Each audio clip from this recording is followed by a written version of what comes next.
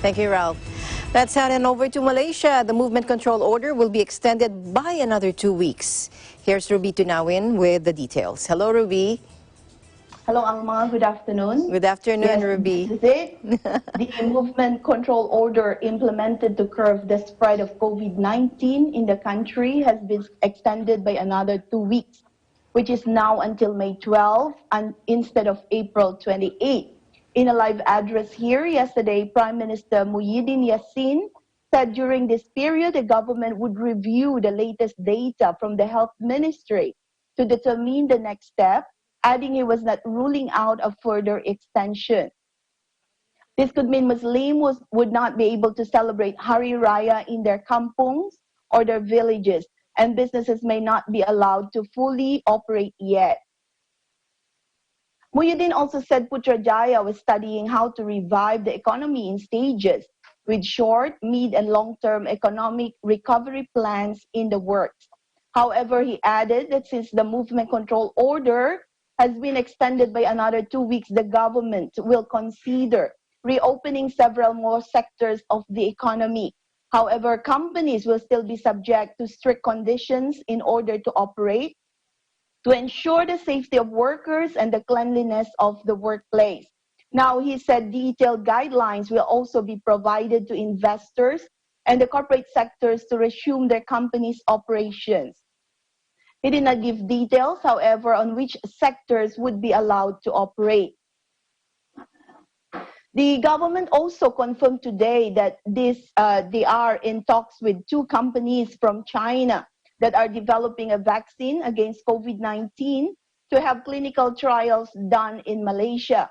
China has been recently reported to have approved early-stage human tests for 2 experimental coronavirus vaccines as it battles to contain imported cases and prevent a second wave of COVID-19.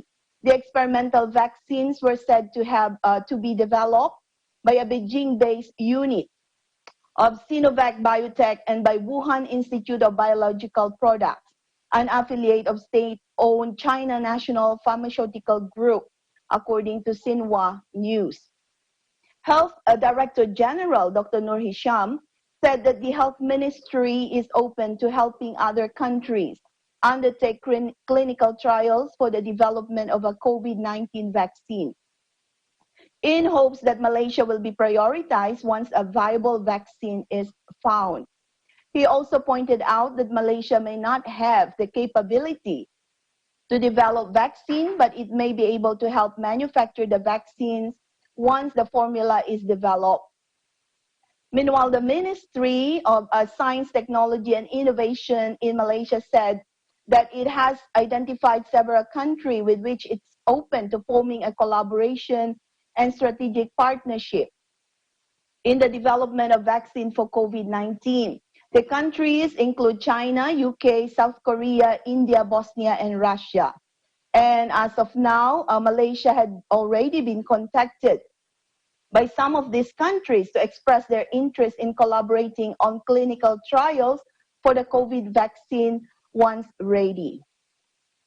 As of today, there are currently no approved vaccines or medication for the pandemic, which has killed more than 185,000 people worldwide so far. Now, the study by Malaysian researchers to find out if traces of the COVID-19 virus can be found in the sewerage system may be used to detect COVID-19 infections in communities, particularly those who do not show any symptoms. Virologist Associate Professor Dr. Nazlina said the study was necessary as a recent scientific report by the National Institute of Public Health and Environment in the Netherlands showed that the genetic material or the viral RNA of the COVID-19 virus was detected in its sewage treatment plants. The report said this material came from the stools of patients infected by the COVID-19. Naslina, however, said that any coronavirus present in the sewerage system cannot infect humans, as sewage also contains other microbes that can destroy the outer coat of the virus. The Washington, D.C. US-based Water Environment Federation recently stated on its website that to date, the scientific community has found no evidence of viable COVID-19 virus in wastewater systems. While it is true that current researchers have found traces of the virus in the sewerage systems in the Netherlands and in the United States and Sweden, and if you can recall, a report made by WHO back in 2003 also said that a defect in sewerage piping system had caused the transmissions of the SARS virus at an apartment block in Hong Kong. Other researchers think that the Netherlands research findings may not be applicable in Malaysia due to differences in climate and sewage treatment plant capacity. That also Malaysia's sewage treatment and sewerage system is among the most modern in this region, and as such, it is safe and does not serve as an agent for the transmission of disease-causing viruses. Meanwhile, Malaysia called on Thursday for dispute over the South China Sea to be resolved by peaceful means, amid a standoff between Chinese and Malaysian vessels that a U.S. think tank said had been going on for months. U.S. and Australian warships arrived in the South China Sea this week, near an area where a Chinese government survey vessel, the Haiyang DZ-8, has been operating close to a drill ship under contract to Malaysian state oil company Petronas, regional security sources have said. The standoff was the latest development in a series of targeted harassments by Chinese vessels of drilling operations in 5 oil blocks off the Malaysian coast in the past year, said Greg Pauling, director of the Washington-based Asia Maritime Transparency Initiative. The area is near waters claimed by Vietnam, Malaysia, and China, which claims most of the energy-rich South China Sea through a U-shaped 9-dash line on its maps not recognized by its neighbors. China has denied reports of a standoff, saying the Haiyang DZ-8 was carrying out normal activities. Foreign Minister Datuk Seri Hishamuddin Hussein said in his first official remarks on the standoff that Malaysia hold the view that the South China Sea should remain a sea of peace and trade. Thus, matters relating to the South China Sea must be resolved peacefully based on the principles of international law, including the United Nations Convention on the Law of the Sea, 1982. He also expressed concern that while international law guarantees the freedom of navigation, the presence of warships and vessels in the South China Sea has the potential to increase tensions that in turn may result in miscalculations affecting peace, security, and stability in the region. Hishamuddin added that Malaysia has also been working on solutions to the issue with all relevant parties, including China and the United States. The U.S. has called on China to stop bullying tactics in the South China Sea and accused Beijing of pushing its presence in the disputed waters while other claimants are preoccupied with the coronavirus. Alma? All right. So, just like here, your quarantine measures or COVID-19 measures or stay-at-home measures are extended until May 12. That's right. So how is our local citizenry there reacting to this new news?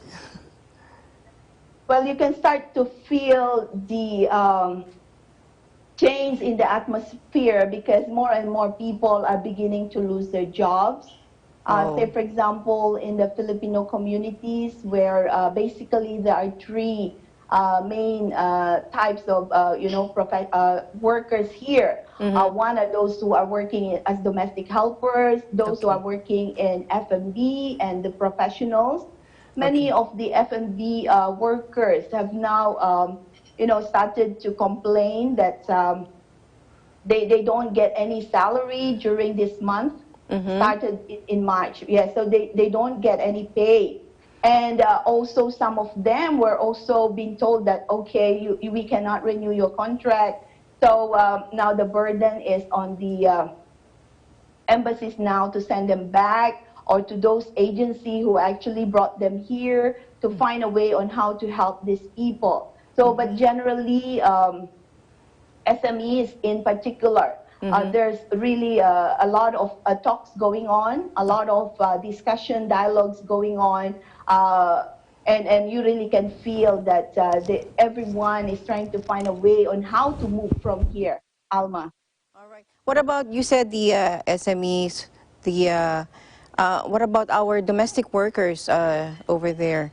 I mean what do you call this, the home workers?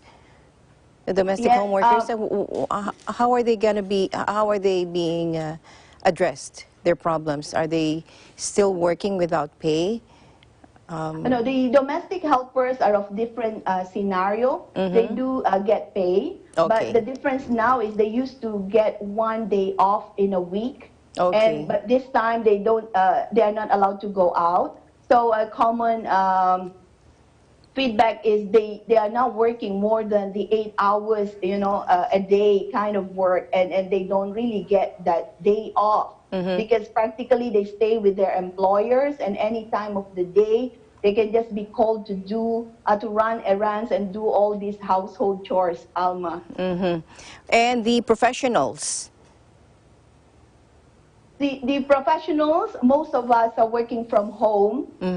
There's no, Not so much of a- far the issue is not much on the professionals, but Okay. we are foreseeing that right after this MCO, there will be, a major change in many of the businesses. So because as it is, Malaysia has already forecasted 30% of the foreign workers to be laid off, as a result of this pandemic, Alma. Oh my. Okay, so thank you for all those updates, and we're very interested on the developing story, on this developing story as we go along. Thank you so much, and please keep safe, stay healthy. Thank you. Thank you. Reporting from Kuala Lumpur, Malaysia, this is Ruby Tinawin. We live in interesting times.